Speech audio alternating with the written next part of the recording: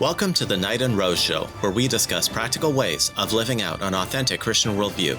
Today's topic is a Christian view of crime and self-defense. I'm Wintery Knight. And I'm Desert Rose. Welcome, Rose.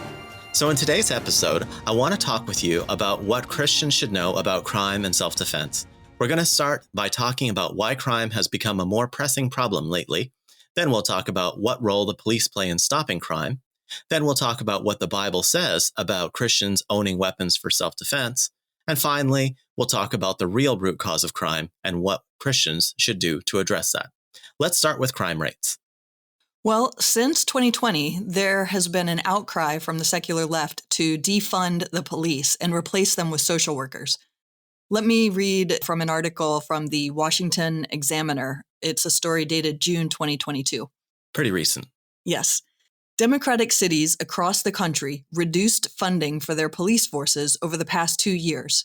Minneapolis, which saw some of the year's most violent riots, cut its police budget by $8 million. Los Angeles slashed police funding by $150 million, and New York shrank the NYPD's budget by $1 billion. As a result, 14 major Democrat-run cities saw their highest homicide levels on record in 2021. The upward trend has not stopped.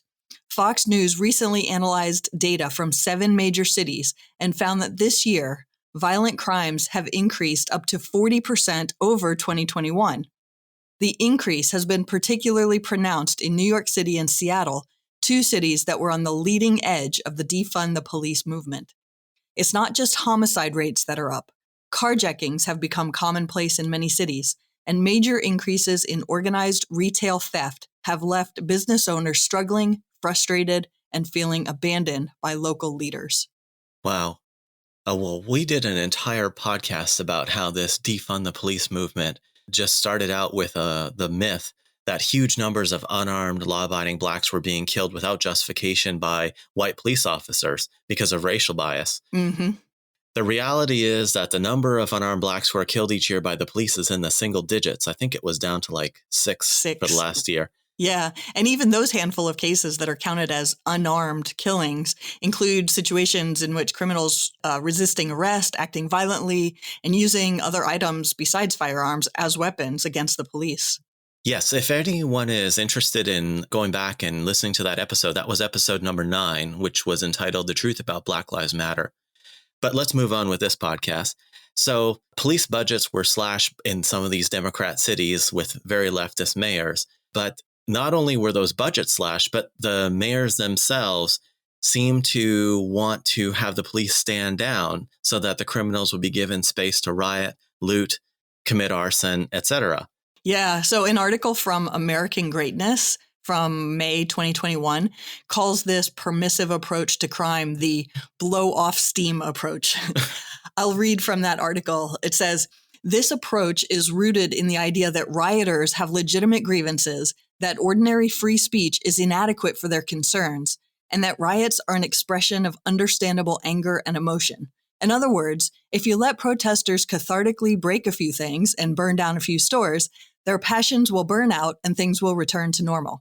As Baltimore Mayor Stephanie Rawlings Blake said rather infamously during the 2014 riots in her city, we also gave those who wish to destroy space to do that as well. We saw hints of this approach in 2014 when police stood by as stores were robbed and police cars were burned in Baltimore, Maryland and Ferguson, Missouri.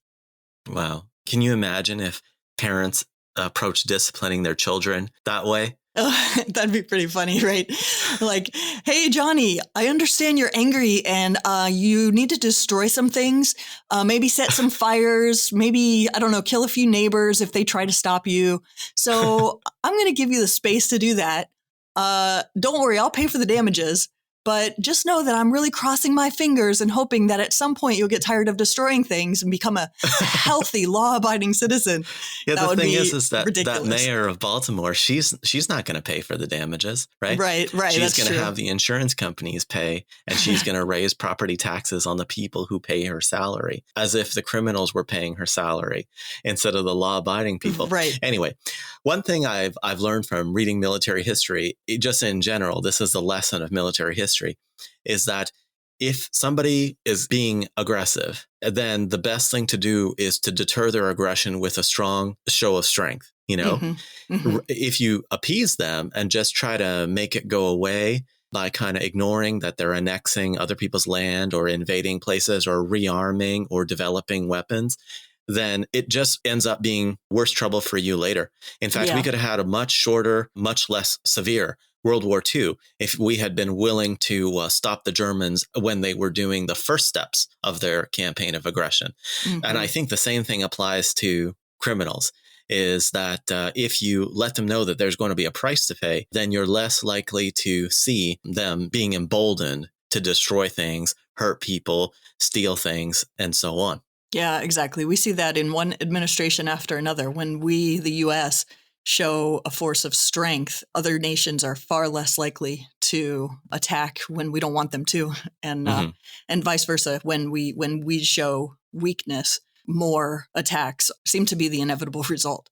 So, but the Insurance Information Institute actually calculated the damage from unrest between May 26th and June 8th. And they said that it could cost $2 billion and maybe more from this damage that was done during that short window of time when criminals were burning things down and looting and all of that. So, people might think that corporations are going to foot the bill for this, but in reality, law-abiding people are going to be the ones who will pay for it, either through, probably almost certainly through higher insurance premiums and possibly even through higher taxes. Yeah, definitely. I know the people in some of those blue cities who owned homes there, they can't even sell their homes, to get out of the city. Some of them even have squatters like living in there. There's just no law and order at all. So not only is there the higher insurance and the higher property taxes to pay for all the city services, even like the fire department and things like that, but then you can't even get out because you can't get enough for your house to be able to move to a different state. Anyway, so in addition to all of those problems, I read a number of articles that talked about how many police officers are retiring early because they've seen what happens to police officers who try to stop the looters and the rioters and the arsonists. They end up getting prosecuted just for doing their jobs. So not only are police officers refusing to stay in their jobs, they can't even hire new police officers to take those jobs. Right. In addition to that, even if these police officers go out and arrest criminals, there are leftist district attorneys in many of these cities who decline to prosecute the criminals. Yeah, goodness. And that just has to be so discouraging to the police who are risking their lives to protect the public from these criminals. Oh, absolutely. Yeah. In fact, let me read to you from an article from the Christian Post dated December 2021. It says, countless police officers around the country have retired or simply left their departments. The demoralization of police in deep blue cities has been obvious. It's part of what Paul Cassell, a law professor at the University of Utah, has called the Minneapolis effect. Proactive policing was reduced after anti-police protests and violent crime exploded. Arrests went down and crime went up, making the crime situation far worse, especially in places such as San Francisco and Los Angeles, is the huge number of left-wing district attorneys who have decided to stop prosecuting many crimes and criminals. Police officers don't have much of an incentive to make arrests when they know criminals will be put right back out on the streets. Yeah, definitely. Even when the criminals are caught, they often get released right away on bail. And a lot of these blue cities are trying to lower the amount that they have to pay in order to get bail, or even eliminate cash bail entirely. Yeah, unbelievable. Yeah, so I have another story. This one from Fox News dated February 2022. It says members of the Democrat squad and President Biden have backed the abolition of cash bail. Darrell Brooks, the alleged Waukesha parade attacker who is accused of taking the lives of 6 people, including a child, was released on a $1,000 bail 5 days before the massacre. He was previously arrested for domestic violence charges. Wow. The previous charges accused Brooks of running over the mother of his children with the same SUV used in the parade attack. In New York, more than 3,400 people in total were re-arrested for violent crimes after their release following implementation of the state's new bail law, according to data from the New York Office of Court Administration reviewed by the Times Union. And just what a disaster. I don't know why people would live in New York City, given all these new so-called reforms. Yeah, I guess they think it's not going to be them who suffers Yeah. from these policies, or maybe they just have family there, or they just don't care, or they don't know. They seem to vote these people in these blue cities who don't care about the law-abiding people and their families at all. Mm-hmm. Yeah. Anyway, so far in this podcast, we've been assuming that all of the police are wonderful and they always do their jobs. And so when we cut their budgets or regulate them or release the criminals they catch, this is a bad thing. But police aren't, in many cities, they are excellent and wonderful. Mm-hmm. But police are unionized and they are part of a union. And unions typically insulate the members of the union from the concerns of the customers. Their job is to provide the union members with job security, regardless of performance. So in the private sector, they don't have, as many unions, particularly government organized unions. And so they have to care a lot about the customer because they're facing competition from all the other businesses who are saying, here, customer, I have a better product for less money. Right. Exactly. So that lack of competition in policing, it is a monopoly. It's a government-run monopoly with unionized workforce.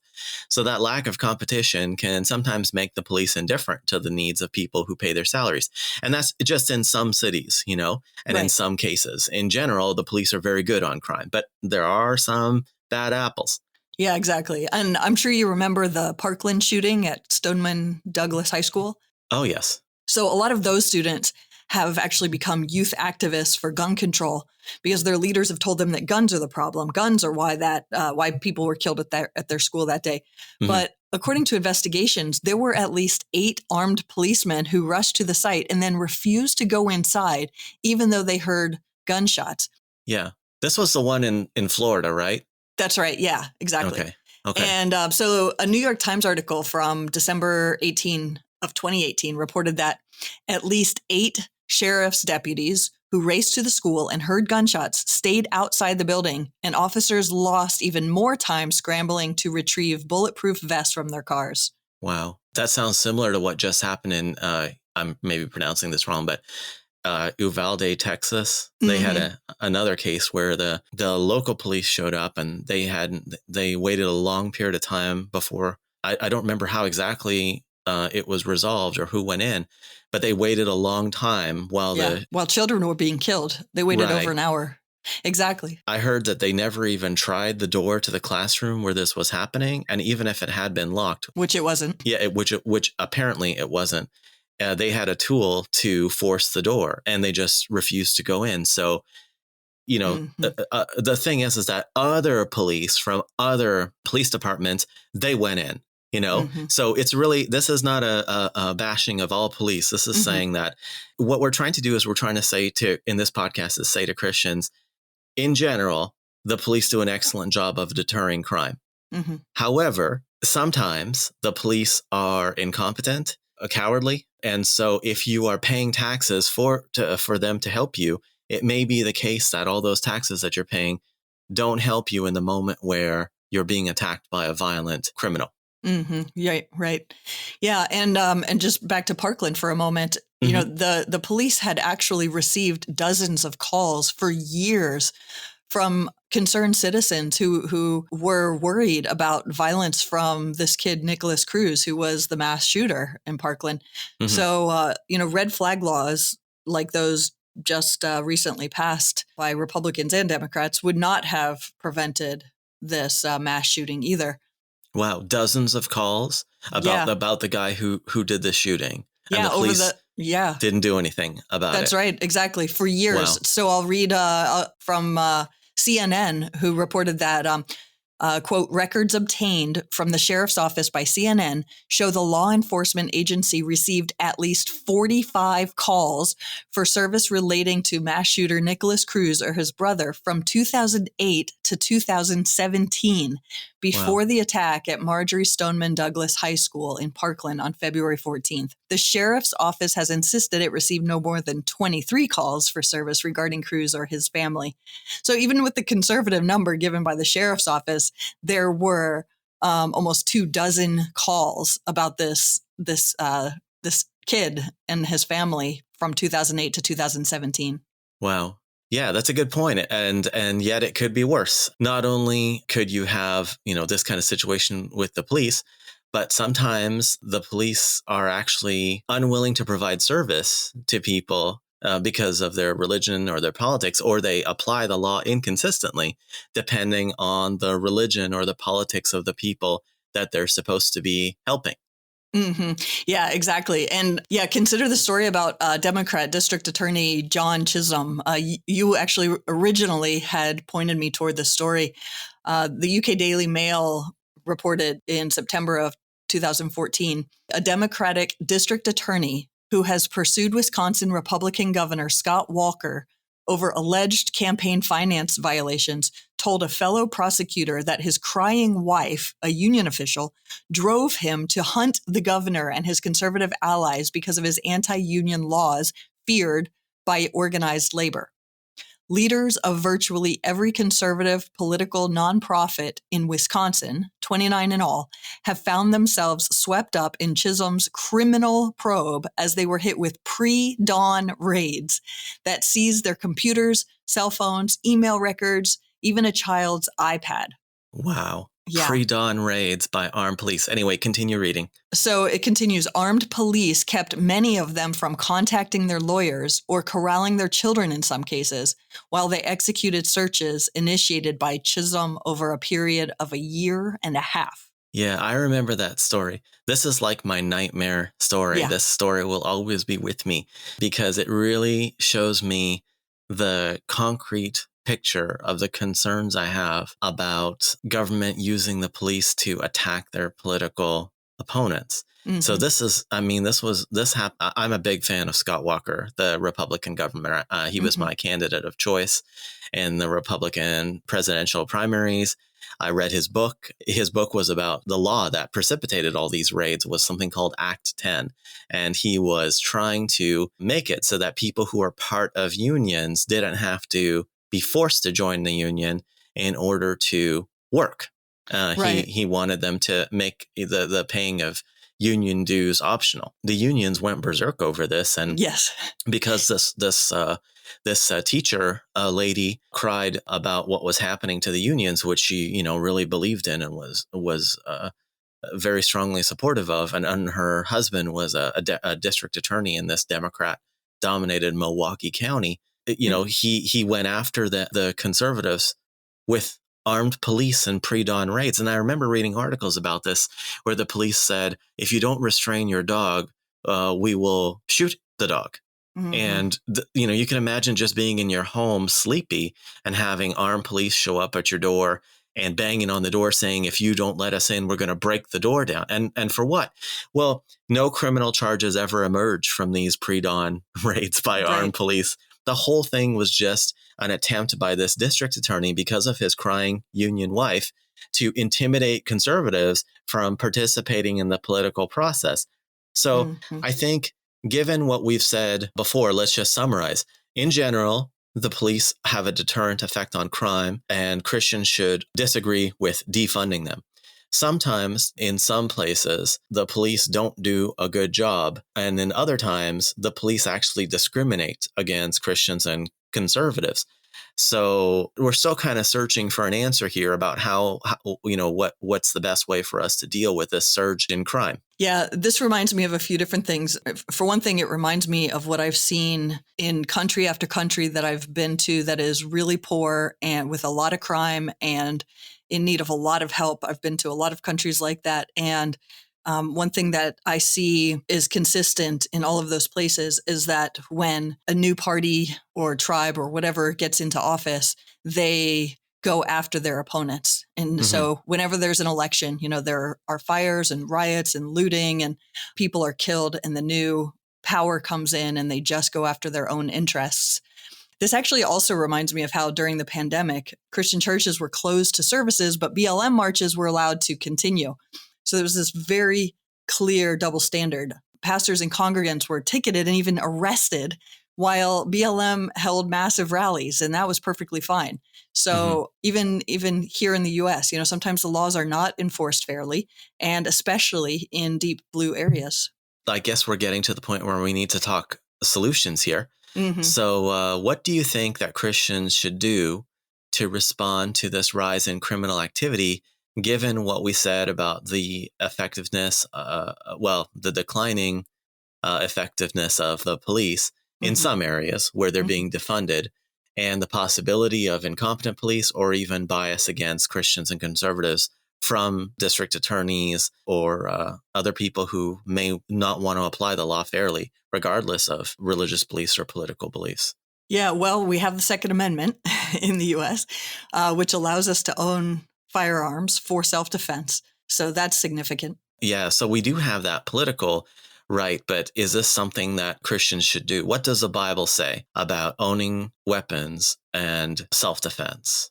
Yeah, good question. Well, some people think that Jesus actually prohibited self-defense in Matthew 5 when he said to turn the other cheek. But that understanding is undoubtedly false for several reasons. I mean, first, Jesus urged his disciples to carry a sword in Luke 22:36. So this is what he said to his disciples. He said, "But now let the one who has a money bag take it, and likewise a knapsack, and let the one who has no sword sell his cloak and buy one." So, yeah, Jesus is saying, if you don't have a sword, go out and buy one. Then when his disciples tell him that they have 2 swords already, he says, okay, that's plenty. Wow. So in the passage, they actually have 2 swords already. And so they've been carrying swords all this time where they were doing ministry with him and traveling around. Yeah, I remember reading about this Luke 22:36 passage in Wayne Grudem's excellent book, Politics According to the Bible. So I really recommend that book to people. In fact, I think Christian Book had a deal on it. The sale's probably over by the time you guys are hearing this podcast. But yeah, just check out that book if you ever want to know from an excellent pastor and theologian how to apply the Bible to pretty much any policy issue. Yes, anyway. Wayne Grudem is phenomenal in theology and politics. That book is excellent, as are all of his books. And in the chapter on self-defense that Grudem has, he also talks about how it was common for people in Jesus' day to carry swords for protection against robbers. Mm-hmm.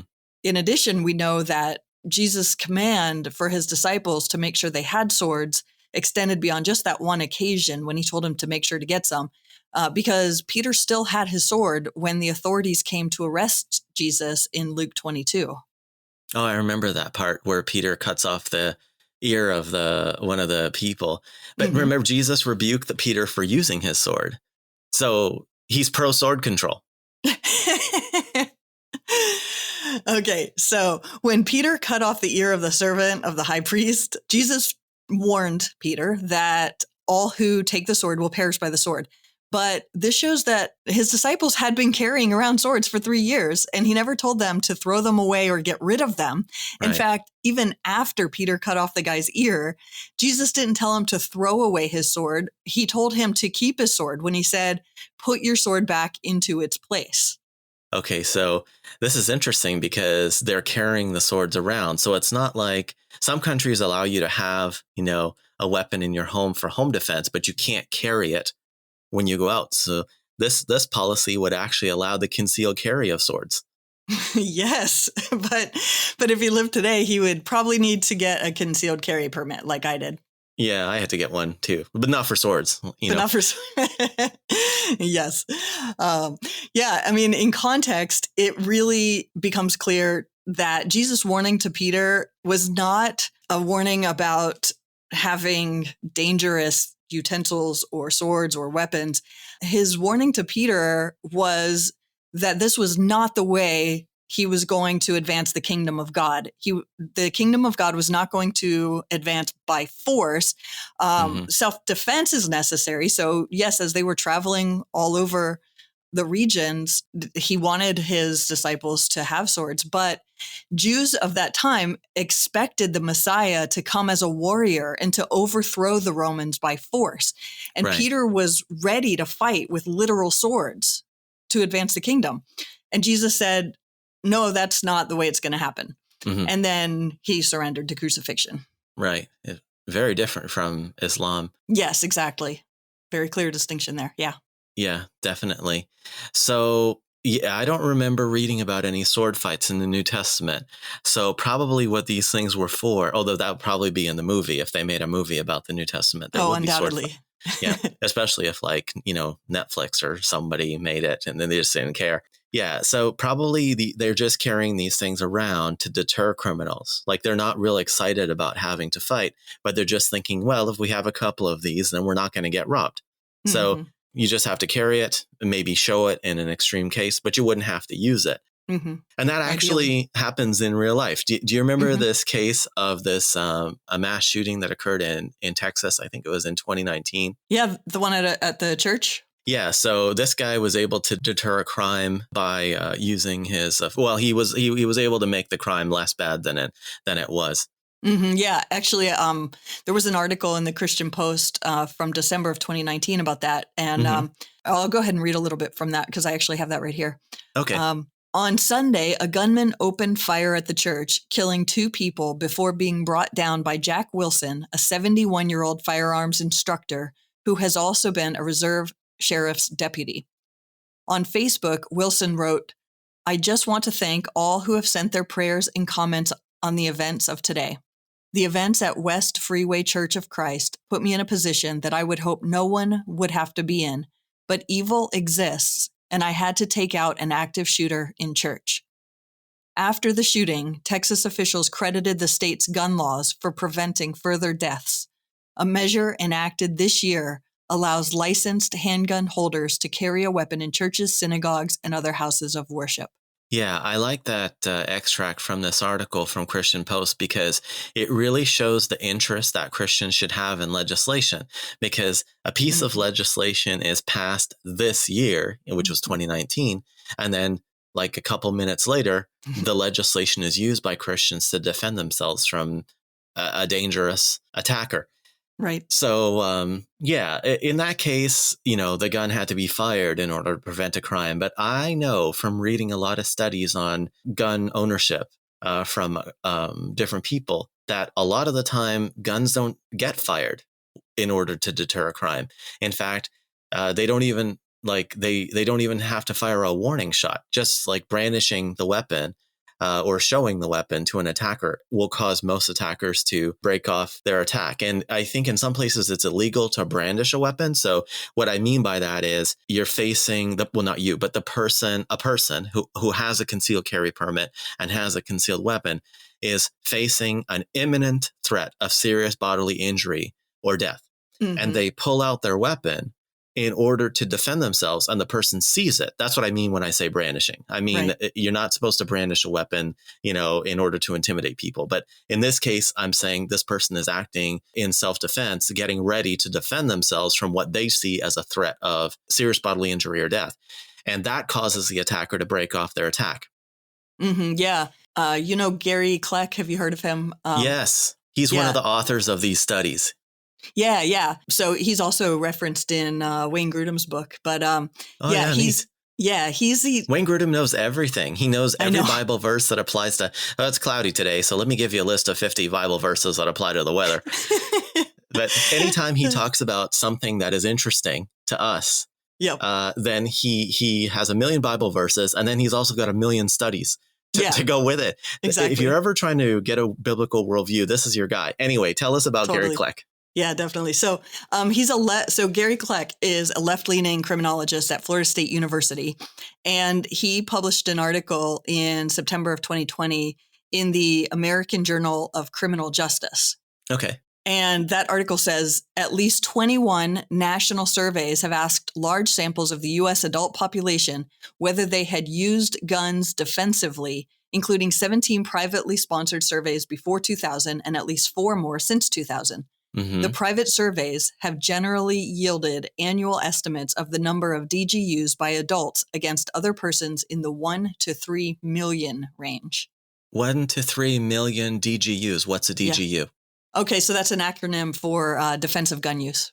Okay, so they have a whole bunch of surveys that are being cited in Gary's peer-reviewed article in a peer-reviewed journal, and he's estimating 1 to 3 million defensive gun uses per year. That sounds in the like US. Yeah, in the United States. That sounds like a lot of shooting, though, Rose. I'm not sure that people are going to agree with that. Well, the article also says that only 23.9% of DGUs involve the gun being fired, even as a warning shot. Wow. Yeah. So something north of 75%. Let me see if I can do math. I used to do a lot of math. 76% of DGUs have the gun not being fired. Right. That's right. Exactly. Yeah. Right. So, that's almost 3/4. So we can trust this guy. We can trust this Gary Kleck guy. Yeah, so he's definitely an authority on this topic. His award-winning book, Point Blank: Guns and Violence in America, is published by an academic press called Routledge. The book won an award from the American Society of Criminology because it, quote, made the most outstanding contribution to criminology. The most outstanding. So, yeah, this is a guy to listen to. Yeah, this is quality work, but I kind of think of people in criminology as being really left wing because I know a guy who did a bachelor's degree in criminology, and he's a conservative, and he told me that it was a nightmare for him to have to justify his views all the time. Anyway, so that's a criminologist. I'm going to talk about a couple of studies because I talk about these all the time on my blog. Whenever I have discussions about this, I always bring up academic publications because I like to win. And if you're dealing with somebody who's like, my feelings, it's better to bring out my peer-reviewed study. And so let's start with an economist. This guy's name is John Lott, and he has a study called More Guns, Less Crime, Understanding Crime and Gun Control Laws. It went through a couple of editions with the University of Chicago Press. And what his book is about, it's about more guns, less crime. Basically, what he does is not like these concealed carry laws, they're new. And what he looked at was the statistics on violent crime rates prior to the adoption of concealed carry laws and after the adoption of concealed carry laws in all the states that have adopted concealed carry laws. And he saw precipitous drops in violent crime rates after states enacted concealed carry laws. And you go, what's a concealed carry law? So this is a law that allows people who are extraordinarily law-abiding. You have to be squeaky clean. You have to pass many background checks, and then go in and apply, and they will give you a permit in order to carry a weapon concealed so that you can defend yourself if you are ever attacked. And you can't defend your property. This weapon can't be used to just, for target practice on criminals. You have to be in an immediate threat of serious bodily injury or imminent death. So this is not a license to kill like James Bond. This is like a last resort. Right. Yeah. And so John Lott found that when more people were allowed to carry, the criminals didn't know who was carrying a weapon, and they stopped committing violent crimes, at least at the rate that they had been before. Right. So that's one study. That's by an economist. So we've had a criminologist and an economist writing in, nice, prestigious academic presses. And I got a third one. This is from Joyce Lee Malcolm. She's a professor of law at George Mason University School of Law. If I could get a law degree from anywhere, I would get it from George Mason. They have a phenomenal economics department and a law school. Yep. I'd like a couple of those degrees, please, from those two departments. But she wrote a book called Guns and Violence, The English Experience. And by English, she means UK.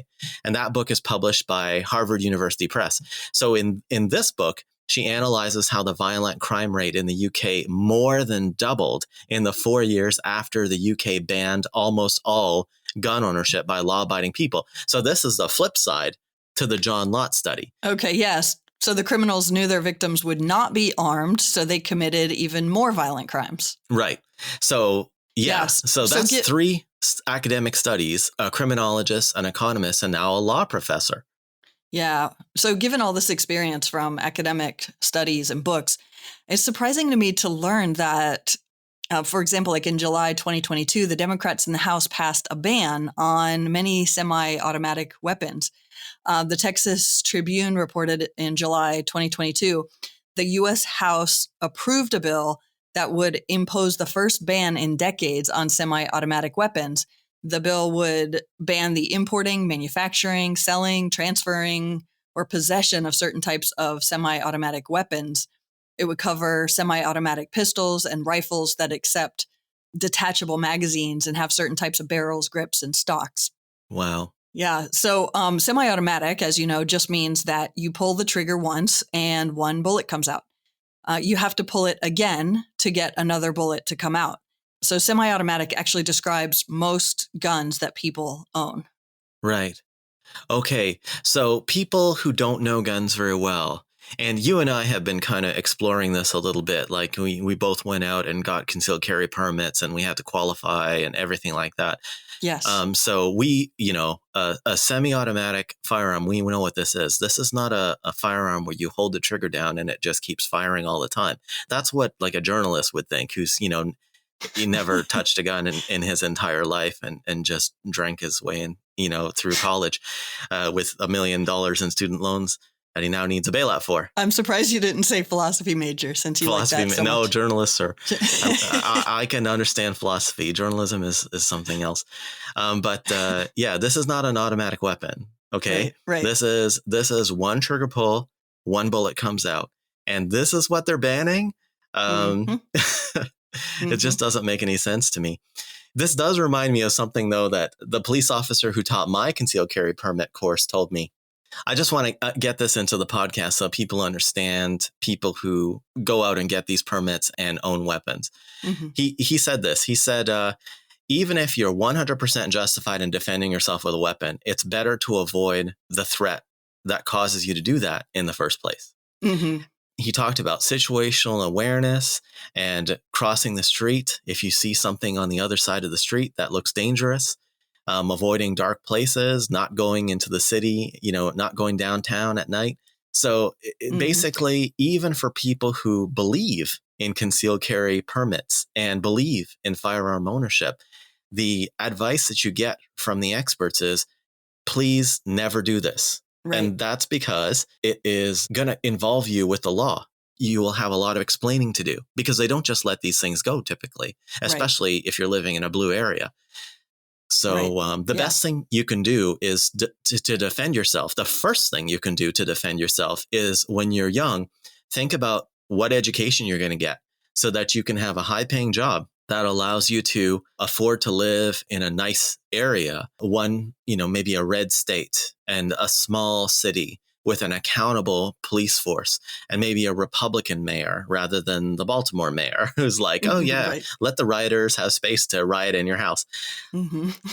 So think about working from home so that you're not, on the road or filling up with gas where you can be carjacked. Think about homeschooling your kids where they're not going to be vulnerable to a school shooter.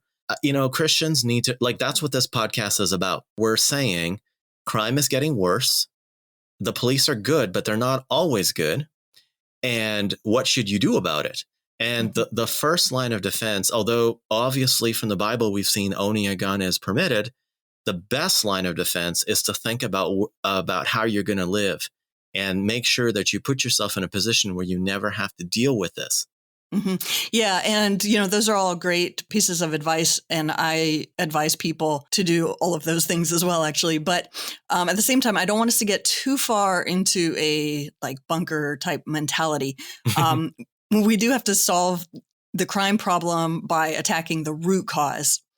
And I really think that a big aspect of the root cause of criminal behavior is fatherlessness. We have to challenge people who make reckless, irresponsible choices that result in fatherless children. We have to stop subsidizing single motherhood. Study after study shows this correlation, very strong correlation between fatherlessness and those children becoming criminals. And so single mothers, can get charity from churches along with relational support and prayer and guidance about how to turn their lives around. And fatherlessness would really decline significantly if women decided to choose responsible, marriage-minded men. Mm-hmm. So we should be bold about encouraging grown-ups to be careful about the partners they choose and their timing of sexual activity in order to avoid fatherless children Basically, relationships should only be given to people who are interested in commitment, because the children are more important than the selfish desires of the adults. Yeah. And not only someone you suspect is interested in commitment, but make them commit first before you start having sex with them. That'll avoid a whole lot of problems for a whole lot of people. Okay, so let's close with, I wanted you to tell me a little bit about your experience of purchasing a firearm and getting your concealed carry permit. So I won't tell you specifically, what to talk about, but if you are interested in telling us, what the process was like, or what your female acquaintances think about you now that you have done this terrible thing, what do men think about girls who own guns, and anything else that stood out to you about the whole process? Oh my goodness, I have so much to say on all those topics. Let's see. Well, I decided to get my concealed carry permit because I was teaching all over the country about very controversial topics, and especially topics which are known to draw threats from people who are capable of carrying those threats out, and don't tend to have any conscientious objection to ending people's lives. At the same time, I was kind of watching the defund the police movement. I was watching crimes go up. And so I thought it would be a good idea to at least, become informed, get my permit, and to go through that process. So, a lot of people seem to think somehow, maybe, I don't know how, from like watching the news or something, that you can just like order a gun online and you're all set to go. It just comes from Amazon or whatever. Right. Just like that. Right. It was quite the process. I mean, it's a little different from state to state, but I had to take an all-day course, and I had to pass a couple of different quizzes, and I had to actually fire the firearm and pass an accuracy test. Wow. How accurate are you? I'll just say that we were a bit into the test when the tester said, "You've hit far more of the targets dead on than is needed to pass. So I'm going to go ahead and cut this test short." So wow. That was really fun. But I had practiced quite a bit, and from all different distances. And so for my test, we actually started with the farthest distance that you have to pass. So nice. When I got when I got all of those on target, he's like, "Yeah, I know you. Okay, do like 2 at mid range and 1 up close, and then you're good." So it was interesting, actually. I thought that a lot of my female friends would be put off by that, or kind of appalled by that, or at least indifferent at the most generous, but that wasn't the case. It probably has a lot to do with where I live, as well as having seen the defund the police movement and the crimes going up, and I've read that the majority of the firearms and concealed carry permits of the last few years have been for women, initiated by women who are scared. Yeah, and guns are for girls. Exactly. It helps them to neutralize the difference in upper body strength with men. So, absolutely. Yeah, exactly. There were a few people who just looked at me like, "Oh my goodness, you're one of those people." But I would say, I asked this person who I'm thinking of, who was appalled that I had gone near a gun and that I was okay with gun ownership. I asked her about her knowledge and familiarity with firearms, and she had absolutely none. She actually, it turned out she was from another country, and she's like, "You Americans and your obsessions with guns, you're just going to get everybody killed."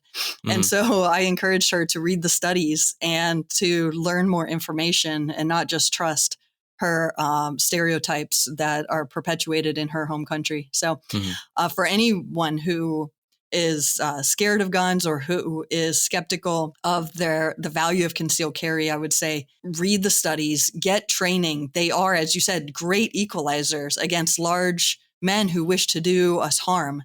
And for women who are, or for anyone who may at any time potentially have a child in their house, keep the gun in a safe. They have safes that you can't get into without the fingerprint of the owner. Keep them away from children, but there's no need to keep them away from trained, responsible, law-abiding adults. You have to have an FBI security check, background check, and all this these tests run. So we're not talking about just going to the local farmer's market and picking out a gun with no idea what to do with it. Very good. Okay, anything else you want to say about that? This is probably going to sound kind of silly, but I will say something that surprised me was just how interested a lot of the guys in my life became in talking to me when they realized that I knew something about guns and that I was interested in them. One day I was at this place of business. I mentioned that I was trying to decide what kind of firearm to purchase, and I had my concealed carry permit, and it was all the guys just stopped what they were talking about and turned their focus to me and got so excited. And several of them ran out to their cars. They're like, "You're interested in firearms? Oh my goodness. What's your favorite? Oh, stay here." And they ran out to their cars and they brought their weapons in, and trust me, I'm not talking about this was not like a government building or anything. It was perfectly legal, but they laid them all out on the ground, and they were all excited to talk about their favorite ones and the pros and the cons and give me advice. And so, single girls, you want to get boys' attention, learn a thing or two about firearms and then, express your interest. All right. That's probably a good place for us to end this episode. So listeners, if you enjoyed the show, please like, comment, share, and subscribe. You can find the references for this episode on winterynight.com. That's WINTERYKNIGHT.com. We appreciate you taking the time to listen, and we'll see you again in the next one.